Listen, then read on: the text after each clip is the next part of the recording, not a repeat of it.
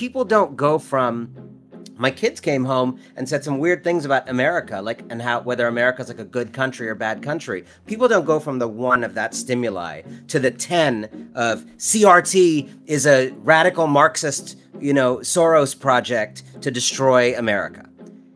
There's a ladder of consciousness, and the right, as I'm sure you'd agree, is very good at building that ladder for people. I'm Jon Favreau. Welcome to Offline.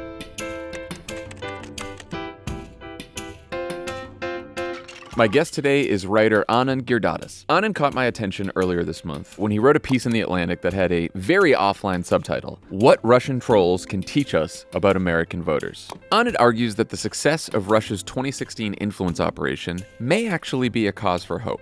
He writes, quote, "If those who seek to unravel our society can figure out what moves citizens in this fragmented and confusing time, so too can those who wish it well. If Americans can be manipulated, they can also be persuaded." This idea that in our polarized, extremely online era, persuasion isn't just still possible, but necessary, is the basis for Anand's new book, The Persuaders, which went on sale this week. Here's Anand Giridharadas. Anand Giridharadas, welcome to Offline. Thank you so much for having me. So you have written what I think is a desperately needed book about why the pro-democracy movement has to do a better job of persuading people and how it's possible. So, I have been yelling about this to everyone I know from every platform I have now for, the better part of I don't know how many years. So I'm, super excited to dig in. But I'd like to start with the very offline subtitle of the Atlantic piece that you wrote about the book, What Russian Trolls Can Teach Us About American Voters. I thought that was a great subtitle. What can they teach us? When people first got wind of this Russian operation and the idea of intervention, the kind of initial narrative that developed was an intervention to make Donald Trump president, right? And there was a little bit of that Manchurian candidate kind of questioning and a kind of cloaks and daggers kind of thing. And there's, obviously there was some preference on the part of the Kremlin to have Donald Trump do well, but when I think as a lot of people started to do deeper dives into what the Russian social media campaign in particular was trying to do, and I, for the book, did my own close read of a lot of these tweets, it's actually quite clear that Donald Trump was not the only thing they were trying to signal boost. Trumpism was absolutely one. They were also signal boosting Black Lives Matter with equal fervor. And they were, signal boosting gun culture. And they were signal boosting immigrant pride.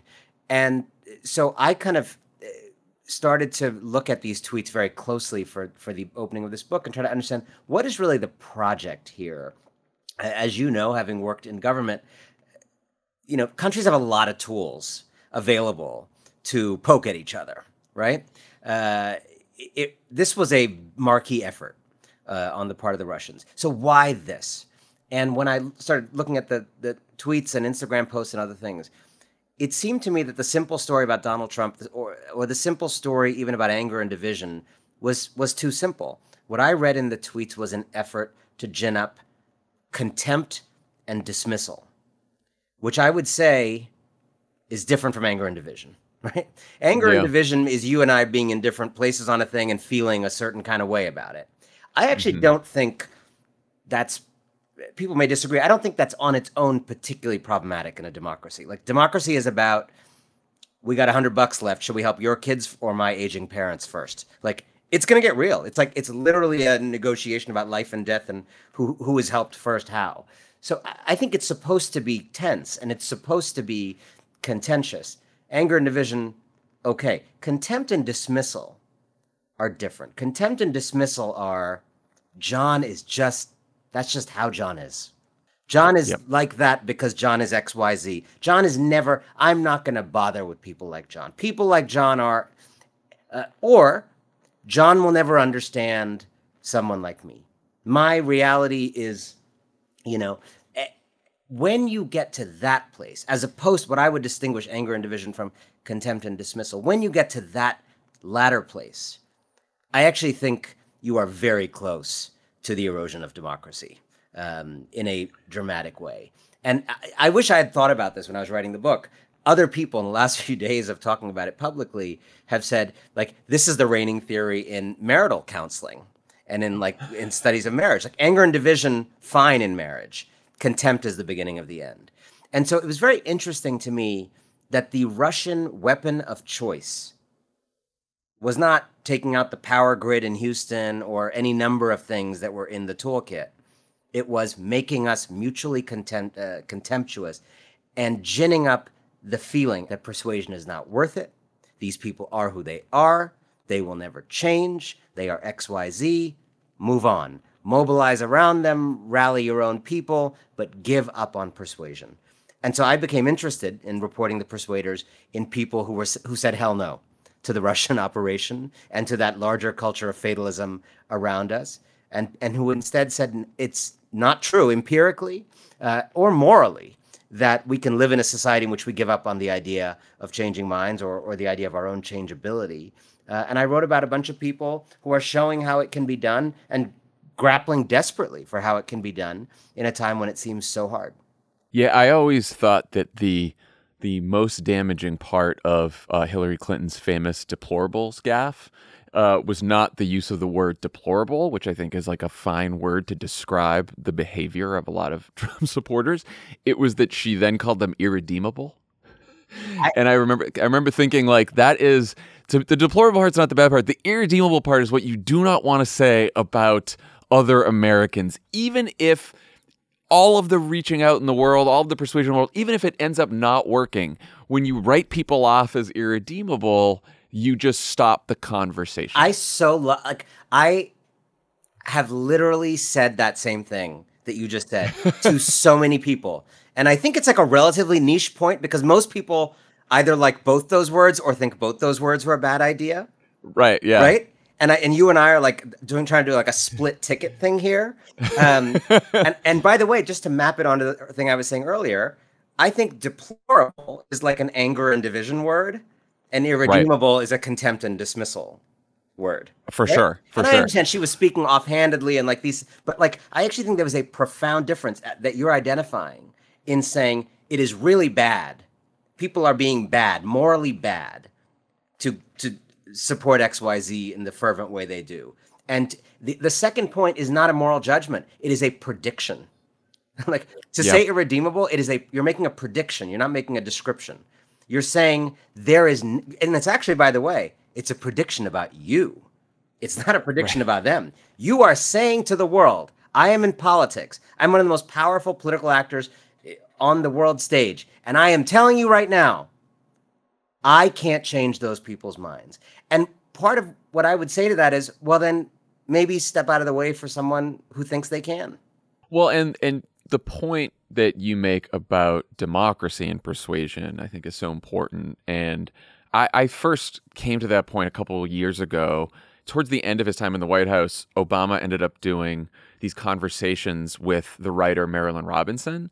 And in one of their first conversations, she's like, I think that democracy depends upon our ability to persuade each other. That's like at the core. That's the most fundamental part of any democracy. And it seemed like an obvious point, but it was really profound to me because I was like, yeah, once we stop trying to persuade each other, then we're just this is how authoritarian regimes happen, right? Then we're all just saying like, well, then someone can rule us and that's it. That's right. And I think it's worth taking a second to like unpack why that is with a historical view, right? Because it's not just like an aesthetic point or a moral point or like a kumbaya point. So let's step back. For most, like the human pattern for like 99% of our history is that our communities, villages, towns, cities, countries were ruled by very strong centralized authority, powerful people, one guy, usually one guy, because it was considered much harder for larger numbers of people to make any kind of group decision.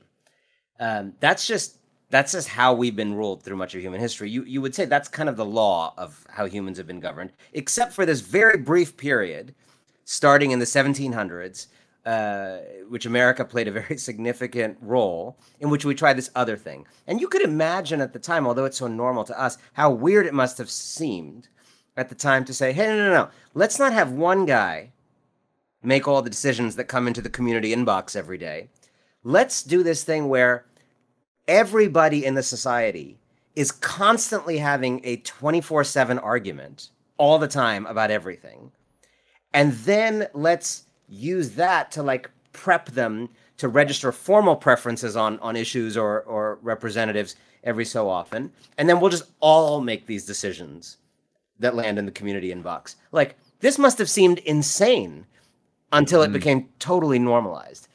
And that basic culture of democracy that we now live in and take for granted is premised on the idea that the best way to choose the future is through talking. That's right. That's the premise of democracy, right? Voting is like what you do at the end. Like, we'll talk about voting a lot, right? But voting is what you do at the end. It is like a 5-second moment in 4 years of talking or 2 years of talking. And once we believe and succumb to the belief that talking basically is an ineffective, futile way to get another person to think that gay people are people if they don't think that now, or to think that we should have a different way for people to come into the country more humanely, or to think about what are the right ways to soften the blow of someone who's displaced by trading with China. Like, once we think those decisions are basically not things that can be solved or resolved through talk, as you say, we have basically gone back and opened the door and said, you know what, let's just go back to how it used to be for most of human history. Let's just be ruled. It's easier. We can't figure it out, right? Last thing I'll say on that is I have 2 kids, 4.5 and 7, right? The rule in our house, as in many houses, is when they're playing and doing art in their room, if you guys can figure it out, I'm not going to come in there and tell you what to do. You can't figure it out, I'm going to have a say, right? My power begins, right? My power begins when you all can't figure it out. And then neither of you is going to get what you want. And that's kind of where we are, where if we basically think talk does not work, we're asking for political violence, because then I just want to eliminate you so you're not even a factor in the decision about what the community should do. Or I want to have a strongman take over, because that's the only way I'm going to get my will.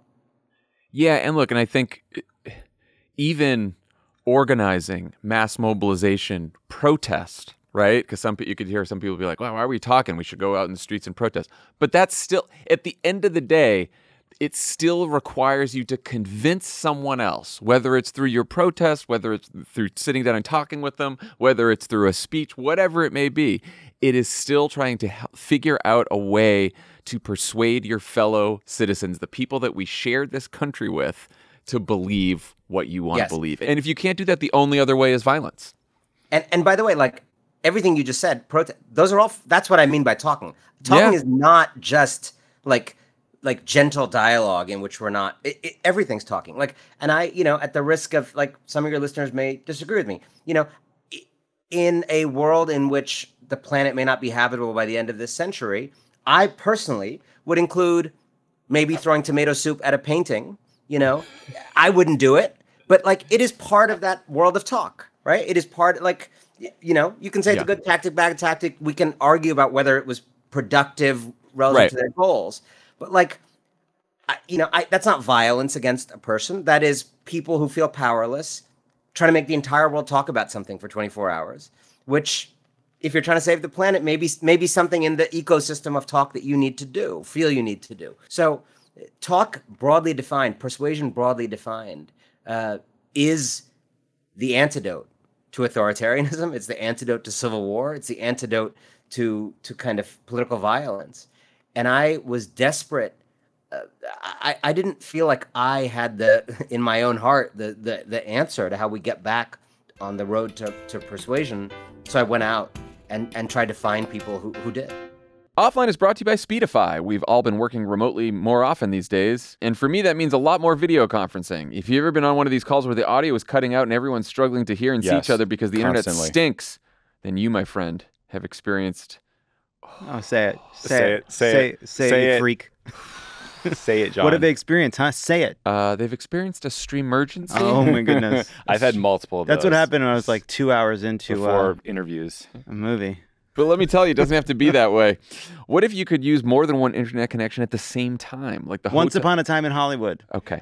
Like the hotel or coffee shop Wi-Fi and the cellular data connection on your phone for their combined speed and reliability. It's a good idea. Speedify is the only app that can combine multiple internet That's sources cool. into one bonded super connection to improve live streaming, video calling, gaming, web browsing, and everything else you do online. That's really cool, actually, because it's super fucking annoying if you're on your Wi-Fi and then you're switching to the 5G We got him. We got him, Speedify. We got him. We had to get by streamergency, but we got him. Yeah. It runs in the background, simple to use, lets you combine any number or type of internet connections for cool. better performance. It's available on all your devices, PC, Mac, iPhone, Android, even Linux.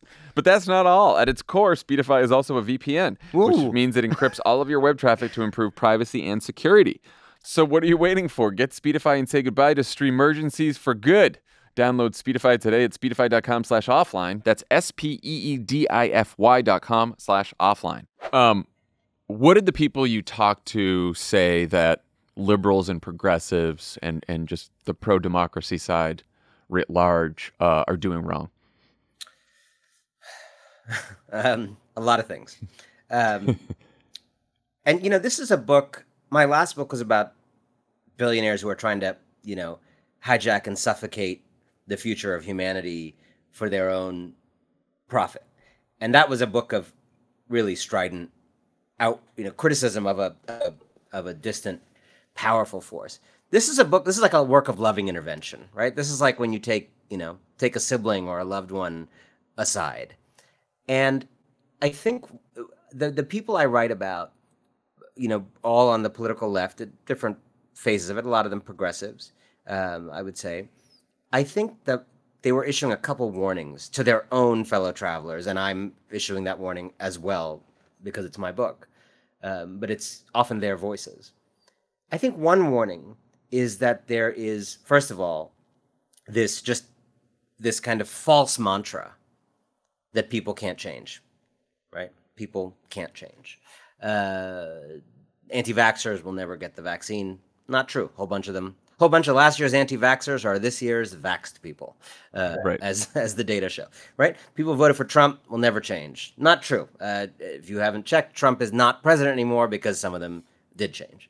You know, people will never turn on Trump's criminality, while January 6th hearings had quite a powerful effect in shifting opinion on certain things. So it's an empirical lie that people's minds don't change. They change all the time. I mean, I don't think you and I, when we were children, would have anticipated the revolution of consciousness around LGBT rights and marriage and family structure. I mean, it's just like, who had that on their bingo card? It's remarkable, right? To think of how intolerant our ancestors were in every society on Earth virtually on those issues. And quickly, in many, many places on Earth, maybe most places on Earth, we have just realized we were all totally wrong about that and like changed it, right? Like, don't discount that. That was utterly remarkable, right? So this happens. We move, we evolve, we grow. Things that seem outlandish become settled. We've lived through this many times. So it is just empirically false. I think a second thing that a lot of the people I'm writing about, the persuaders in the terms of the book, are trying to tell us that our view, our kind of reflexive view of people on the other side of the issue, our mental model of them is fundamentally flawed in this way. I think we all recognize that we are internally complicated and contradicted, right? You have your outward stances. I have my outward stances, what you tweet, what you say on this show. But there's often like a B-side to our opinions and sentiments, right? As you know, there's B-sides to what administrations stand for in the world. There's arguments that are kind of narrowly lost. An administration may be known for X, but like the opposite thing almost won, right? Yeah. And I think people are actually like that. We know that about ourselves. We're contradicted, as Beyonce says on her new album.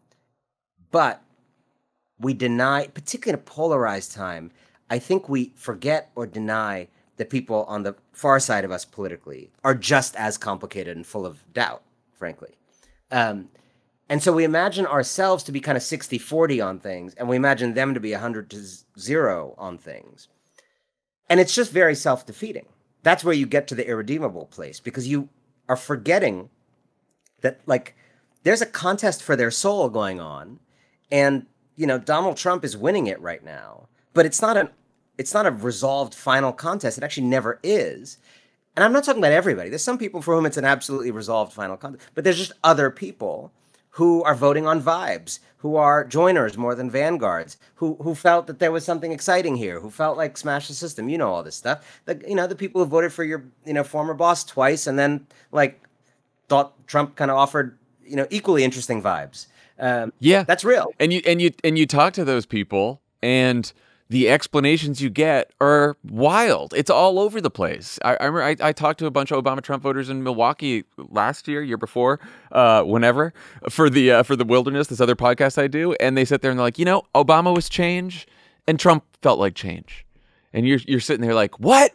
That's crazy. But I'm like, no, that's their lived experience. Like, totally. So we can be mad at it, and we can say, that's fine. We can be outraged, and then we can decide to give up on those people. But if we decide to give up on those people for good, well, then we're going to have a hard time finding a lot of other votes. Correct. And first of all, like, you can kind of judge it or you can not judge it. But my sense as someone who's done voter interviews for a really long time, my impression is more people are sort of like that than the other kind of person, which is someone whose stances are based on, like, a tremendous amount of reading and yeah, most people are not like us. Correct.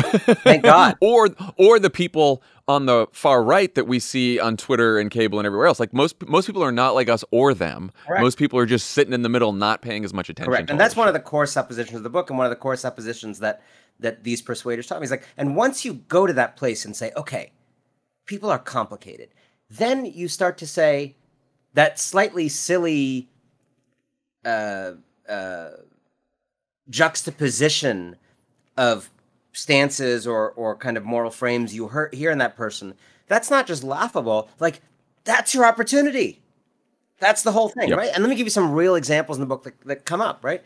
I read about this experiment called deep canvassing in Arizona, which we can talk more about in time. But, like, they're working on particularly white people's attitude to immigration in Arizona. Well, a lot of people are hostile to, you know, undocumented people living in their state in Arizona. We know that. We know the politics that grows out of that. Is that the only thing going on in those people's hearts? No. So what are some examples of the other things? A lot of Americans, as you know, and I think it's a particularly American thing, like, have an underdog thing, right? See themselves as people who like underdogs, right? They support the Mets or whatever, right? So that's just like, that's just grist for the mill there if you're a persuader. A lot of people, you know, maybe religious people, all like to conceive of themselves as good people, as people who do the right thing, right? Who put humanity first. That's another seedling of a thing. A lot of people know some immigrants who their personal relations with them suggest that some of their abstract views about immigrants in general, there's tension, right? And what the persuaders I reported on do differently than, frankly, what I do, and differently from what I think a lot of folks on the left do, is that they are relentlessly seeking not to implant like a microchip of their opinion in these people, but to play up these seedlings of other views in these people, to play up their own dissonances, to make them a little bit more at war with themselves. And I think an observation I would make here, the term that a lot of organizers use to me in the book is meaning making. Like, this work is meaning making, right? Asking for a vote or asking for $5 is not meaning making. It's like a political transaction, right? Meaning making is being with voters in all those other moments in between the donations and the votes, where you're saying, how are you thinking about your town's changing? How are you thinking about that? What story do you ascribe to your town changing? You see things. You see there's all these Spanish-speaking cashiers at your Walgreens now. They didn't used to be Spanish-speaking cashiers there. What's going on there, right? People don't go from the 1 of Spanish-speaking cashiers to the 10 of an alien invasion is ruining America. People don't go to that by themselves. Someone is helping them make meaning, right? People don't go from my kids came home and said some weird things about America, like, and how, whether America's like a good country or bad country. People don't go from the 1 of that stimuli to the 10 of CRT is a radical Marxist, Soros project to destroy America. There's a ladder of consciousness, and the right, as I'm sure you'd agree, is very good at building that ladder for people. The right Yes. knows the stimuli in your life that is raising those things for you. And then Tucker and Trump, all these people, they're building that ladder to take you from that 1 to that 10. And if you look at our side, broadly defined, I would argue, no offense to anybody, that we're not even like engaged in that work. Like, I don't think we're bad at it. I don't even think we're doing it. I found out about your book from the Atlantic piece. And like, I've even seen like you before on Morning Joe or on Twitter. And like, I would think that your worldview is more strident than you let on in the book, right? Or in that Atlantic piece, for sure. But I feel like that's probably what people think of me. That's probably what people think of a lot of the persuaders that you talk about in this book. I mean, you spent a lot of time with AOC. You talked to Linda Sarsour. You talked to our friend Anat, who's been on all of our podcasts. Talked to Alicia Garza. Like, none of these people are people that anyone would mistake for centrists, moderates. But like, there is this. I feel like there's this fear, and I this is where I get to sort of the theme of this podcast, which is like being too online. There is this fear, sort of because of the way we interact with each other now, which is through social media, that if you try to persuade, if you try to empathize with others, if you try to bring them along, you're either labeled as a moderate or a centrist, or you're accused of being blinded by privilege based on race or gender or identity. You're accused of being soft and weak and naive when Republicans are supposed to be tough and shrewd, or you're ignoring the base for the mythical swing voter, right? Like, all of these accusations, and it becomes like it's not worth it. So I'm not going to talk about it. I'm not going to get into that conversation. And I wonder to what extent you think social media and the internet contributes to progressives' problem in trying to persuade. I want to step back because I think what you said there is actually so important. And it actually helped me understand why I wrote this book in a way that I hadn't thought of until you said exactly those words. Like, there's a lot a book cannot do. And then there's like some limited things a book can do successfully that I've seen. I think I wrote this book to basically create a permission structure. Yeah.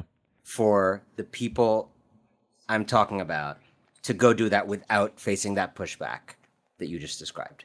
That to me is actually the clearest sense of my own mission with this book that I got, right? And it's that goes for both the moderates and like there's different critique levels, right? But you're right that both there's a kind of flack of all kinds, and you just named all the different sort of arguments for why that's not appropriate to do. And I thought, I'm going to write this thing that actually flips that on its head and said, why are you not doing that? And so the choice of people is interesting, right? My goal is not only to help progressives. The reason I focused the book the way I did, I wanted the most unimpeachable people. Yeah, and you got them. Right? That's why I thought it was so helpful. I wanted the people who nobody could say, well, you're just some mushy milquetoast middle. Yes. No one's thinking Linda Sarsour is a neoliberal shill. Right? You're just a sucker for, white working class people in Pennsylvania. They always make you swoon. These are people who are as credentialed. I mean, I am not, right? Like, this couldn't come from me. And it's not, I mean, I'm a reporter. Like, this is coming from people who want the big ambitious thing, right? Who want the radical thing in many cases, who want big change in this country, who are focused on structural change. None of this is about, a kind of like Bill Clinton-y, like, I'm gonna offer you pathos in exchange, like, for substantive structural policy. Right. But what they're all saying is, if we don't have this movement be relentlessly small e evangelical, if it's not a missionary movement, what is it doing? And that you're not like complicit in people's baggage to try to reach them. They're complicit in their baggage. You're not complicit in their baggage by trying to talk to them, right? And I think, and you saw this so up close, I think the reigning Democratic Party, in particular, theory of persuasion has been persuade through dilution. Start with a kind of moral, like ambitious moral frame, but then actually dilute the thing you're trying to do, the actual substance of what you're trying to do, in the hope of reaching people in the middle who are more wary of you. And my book is an attempt, I think, to flip that upside down. Because what often happens there is that those people you are trying to woo, who are calling you a communist, they end up still calling you a communist, even after you add a lot of water to the recipe and the gruel is now more thin, and they still think you're a communist, and they still hate you. And now the people who really are passionate about that philosophical project that you're pursuing, they're now a little cold and sad, right? And so you kind of end up a little bit homeless. I think the people I'm writing about, and in a way what you're arguing for in the setup, is actually a theory of persuasion where you do a better job of standing firmly and bravely for big things and stick kind of non-negotiably to the substance of really big demands, but then do much better than a lot of folks on the left do at outreach, right? So it's not fight climate by doing like pro-business corporate Right. climate policy. It's fight climate by doing something like the Green New Deal, but let's do a lot better job of talking to coal miners about how the Green New Deal is actually totally oriented to helping people like them transition to a better way of life. That is a sales pitch that has completely failed to be made, even though it's in the idea actually, but the pitch hasn't been made. Let's help people see themselves in Medicare for all. I would call it freedom care. I think it's ridiculous that it's called Medicare for all. Like, why is it named after a government program instead of like a widely held American value? You know, that would be an example of sticking to the ambitious demand. But saying, what are some other ways of talking about it, right? A language of freedom is a much more resonant language in this country. People, you know, healthcare is a human right is something that progressives often say about Medicare for all. Well, that's actually not a particularly resonant frame in America, because it's not like the people who don't like universal healthcare also don't like human rights, right? What I think universal healthcare would be, in truth, would be a massive expansion of human freedom in this country. Like, I don't want my boss dictating whether my kid gets care if, heaven forbid, my kid gets cancer. Do you want your boss having that decision over you? Right, yeah. Like, I don't want to not pursue my business idea because I have to stick to a stupid job for healthcare. It's amazing to me how little progressives speak in this kind of language of personal liberty around this stuff. That's the kind of persuasion that I think the characters I'm writing about are interested in. You mentioned deep canvassing. I tend to think that people who knock on doors and talk to voters, regardless of where they fall on the ideological spectrum, have a better sense of how to persuade and organize and bring people in and get voters than people who spend most of their days posting online and yelling at each other and condemning the other side and feeling like moral clarity because we were righteous and we said, you know, fuck you, you're wrong. And they never learn to like build the muscle of persuasion in the way that organizers do. And particularly, like, you know, like you said, you talked to Linda and Garza and AOC. I mean, AOC at one point says to you, that the left can't just be about finger wagging and nagging and shaming people into positions, which made me think, basically, my old boss, who we interviewed Friday for Pod Save America, basically said the same thing about the Democratic Party. He said the Democratic Party can be a buzzkill.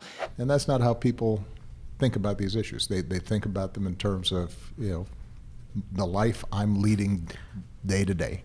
How does politics how is it even relevant to you know, the things that I care most deeply about?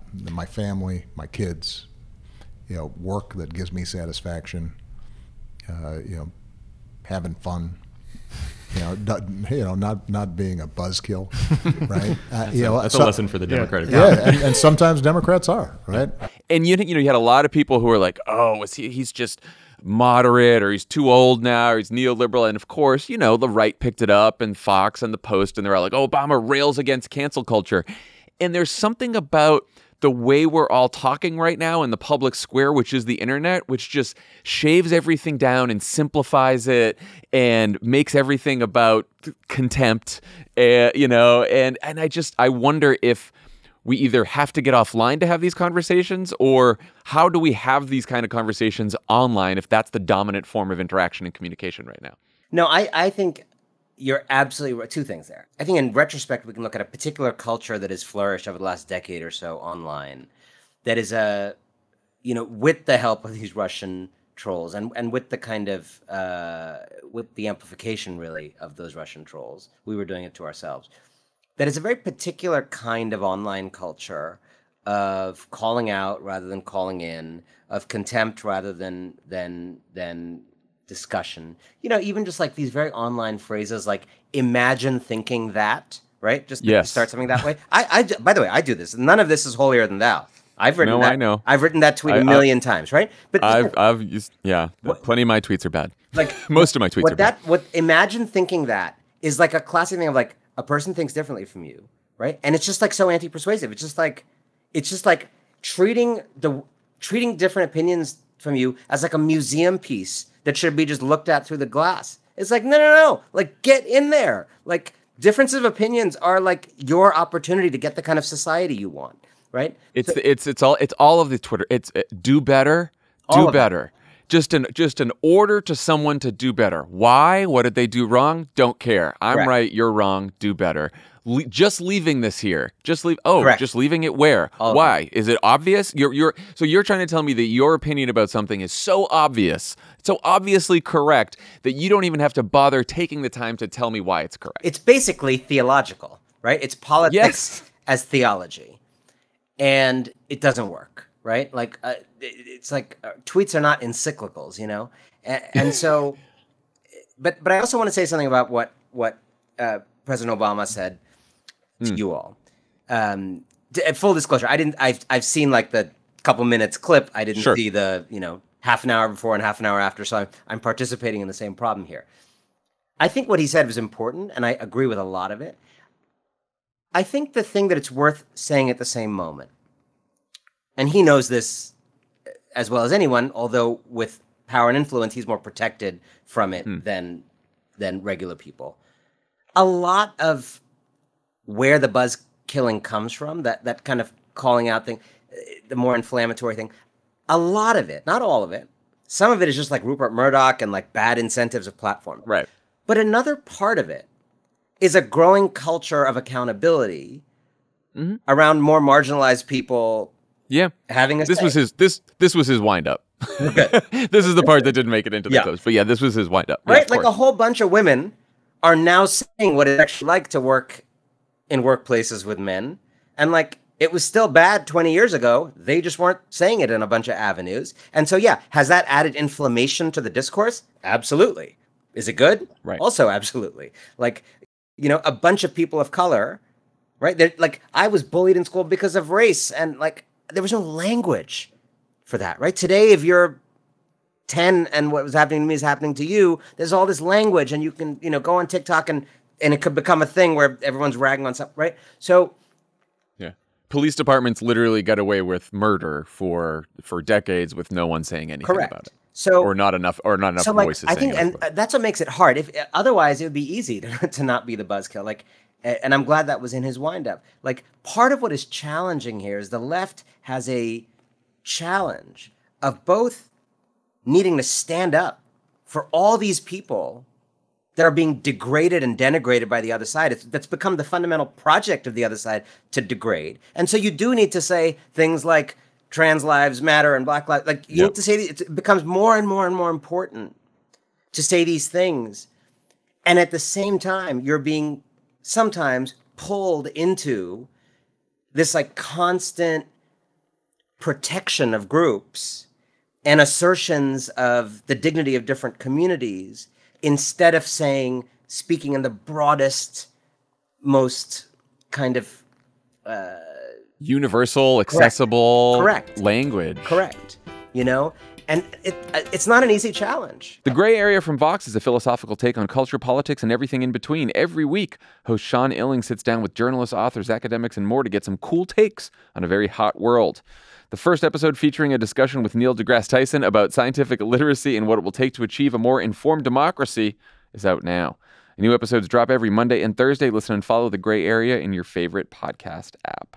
You show this really well in the book. The actual work of persuasion is incredibly difficult work.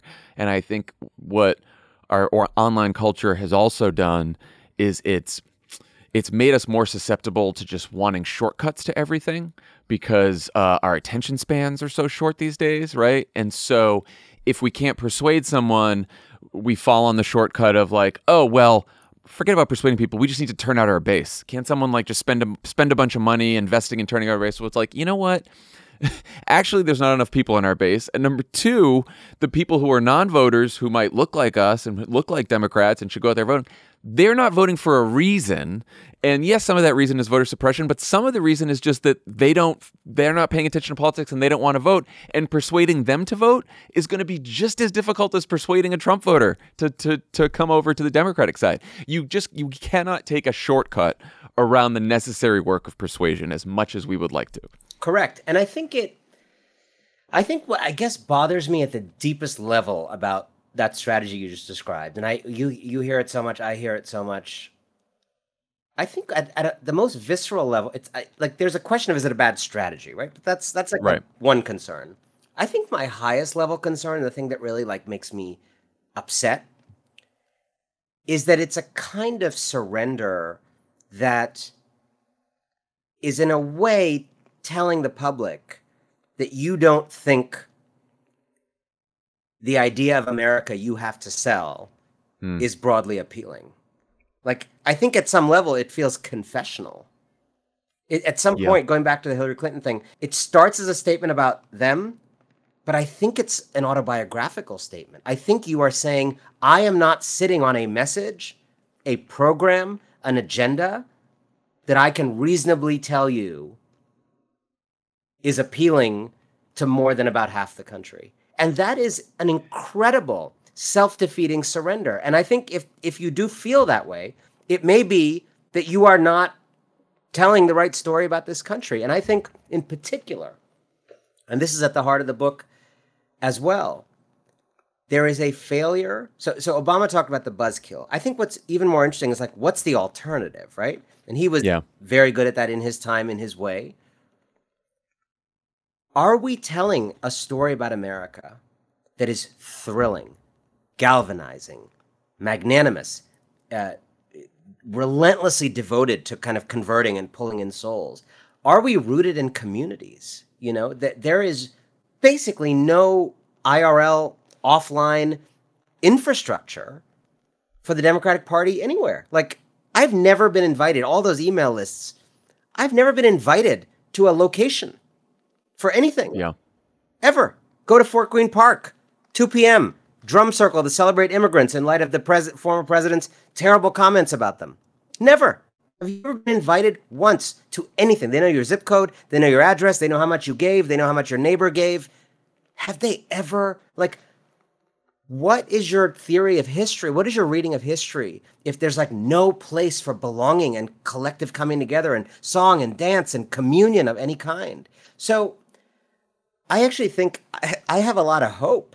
It doesn't sound that way, but like, it would be very bad news if you and I were having this conversation and agreeing that these things are important, having a strategy for belonging, telling this kind of better story about America, embracing patriotism, getting involved in this meaning-making effort. If you and I were saying persuasion's important, these activities I'm laying out are important, and the Democrats are attempting all of them and doing them pretty well, and we're at 46-46 against fascism, then I would say to you, John, we are fucked, and you better get that Portuguese citizenship a lot of people are starting to try to get. As you know, here's the good news. I don't think we're really seriously attempting any of those things. Like, is there a serious belonging strategy in the Democratic Party? Is there a head of like community No, but it's the problem is the further you get up the party, it's like all sanded down sort of language that's been made. Talk about meaning making. It's been made meaningless because politicians have used it so often. Just to the Obama point, something that he did so successfully, starting when he gave that speech in 2004 in Boston, is he reclaimed the idea of patriotism from the right by redefining patriotism. Correct. And he did this in, I think, an even more mature way in the Selma speech, which is like, actually, the most patriotic people in this country have been the marginalized and downtrodden and dispossessed and subjugated who, like, over the course of 200 years, believed in this country so badly that they fought for it, even when this country didn't believe in them and didn't fight for them. Yes. And what makes this country great is that we can continually perfect this country that is imperfect and has been imperfect since the founding documents. And I feel like sometimes on the left, and this is more in the online activist space, there is this fear of expressing this pride in what this country can be, even if this country's not there yet, and that we're sort of throwing out the whole thing, and this idea of a common identity, that we all have our own identities, but there's also common threads that pull us together, is now so out of vogue because we look at the other side and think they're so fucked up and awful that maybe we don't have anything in common, and we just gotta win by subjugation. I deeply agree with that. I personally think this is a very ripe moment for the left to reclaim the flag, the American flag, the red, white, and blue one, since the right seems determined right now to not use the red, white, and blue one. The right is right now turning against the American flag and is generally using this police flag as the new flag of right-wing people if you drive around this country. Well, it's a great moment for the left to say, we believe in the American flag, actually. We should be flying it outside our houses, right? I bet a lot of you and my friends do not do that, and we should. I think it's a matter, absolutely, as you say, of claiming that authentic patriotism and telling the story. I think what President Obama did was tell an autobiographical story at the beginning. Yeah, that was the patriotism of a place where only this was possible, right? His story is only possible here. It's now been, some years. I think the context today for that story is we are attempting to do a thing right now that is one of the hardest high jumps any great power in history has ever attempted, which is to, by democratic means, choose to become this country alloyed of the whole world, right? A country made of people from every country, every language, to do so without common blood, common heritage, common skin color, common religion, right? And the part that I think is missing from the story, if it's told at all, is that we've actually come quite a long way to doing this. Like, you go to Europe, as I'm sure you do. Like, no, those are all white countries with a minority population that is kept very neatly in the 10 to 25% zone, right? India and China, great places, not nations of immigrants. You can't become Chinese. You can't really become Indian. Most countries are more like India and China in that regard, or Germany and France in that regard, than they are like us. We are attempting to do an awesome thing, right? Yeah. And by the way, the countries that we can look to that do have really great social safety nets, pretty white. The idea of having a good social safety net and a multiracial democracy all at once, you don't see it a lot of places. To sharpen your point, they have good safety nets because they are mostly white, right? Yeah. And they a bunch of oil offshore. And it was a layup for them. Like, let's give ourselves actually a little credit. We are attempting to build a more perfect union, as you say, but specifically to combine this notion of more mutuality, a stronger safety net, et cetera, the program of the Democratic Party, more solidarity, to greater and varying levels depending on where you are in the party. But broadly, that is the agenda of everyone in the party. Attempting to do it in the context of what is becoming headed to be a majority-minority country, a superpower of color. Broadly speaking, there is a pretty wide consensus, even now, on the idea of people being able to become American. Hundreds of thousands of people become American every year. They didn't stop under Trump, right? Even Donald Trump did not stop that, right? The position you can take is stop border crossings, illegal border crossings, right? Like Donald Trump did not shut down the naturalization of hundreds of thousands of people a year. That is consensus. That is not consensus in France and Germany, as you know. And when you tell the story of this awesome thing we're doing, that's kind of unprecedented, then, having set the table, you say, okay, so now let me explain to you why we got this little insurrection over there, right? These people are doing this because a small faction of Americans, by the way, the same people who, put dogs on people in the 60s, the same people who wanted to preserve slavery, it's the same faction. That faction has concluded that they would rather break the country than share it. They're not most of us. There's some of us. They've always been here. We've beaten them again and again and again and added more and more people to the circle. Now we got to beat them again, and we can, and we will. And here's what we're trying to do. Here's the beautiful tomorrow we're trying to live in. And here's what we got to do to beat this revolt against the future so we can go live in it. To me, that feels both more empathetic about what's going on and why those people are flaring up the way they are, and more determined and resolute to not let them get an inch, and more clear in what you're offering people, a tomorrow, a promised land that they can see themselves in. I don't think anyone on the left is doing all of that. Some people are emphasizing, like, America's great, right? And progressives are talking about maybe some of the sins and whatever. Like, I'm talking about doing it all in a package, in a way that feels thrilling, galvanizing, inviting.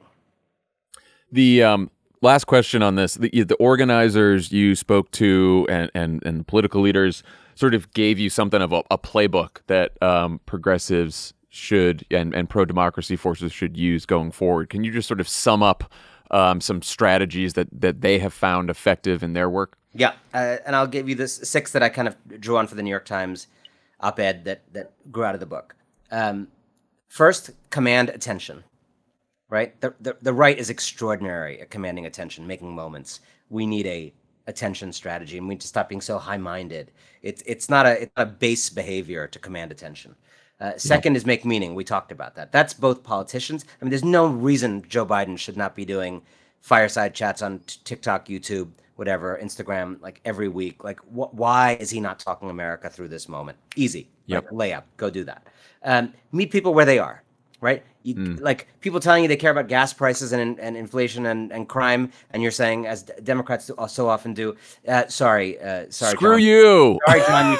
John, you have false consciousness. Those are not, in fact, issues that you should be scared of, right? But can I? Anat, who you talk to, says this all the time: is that you cannot argue people out of their feelings. Yeah, correct. So meet people where they are is third.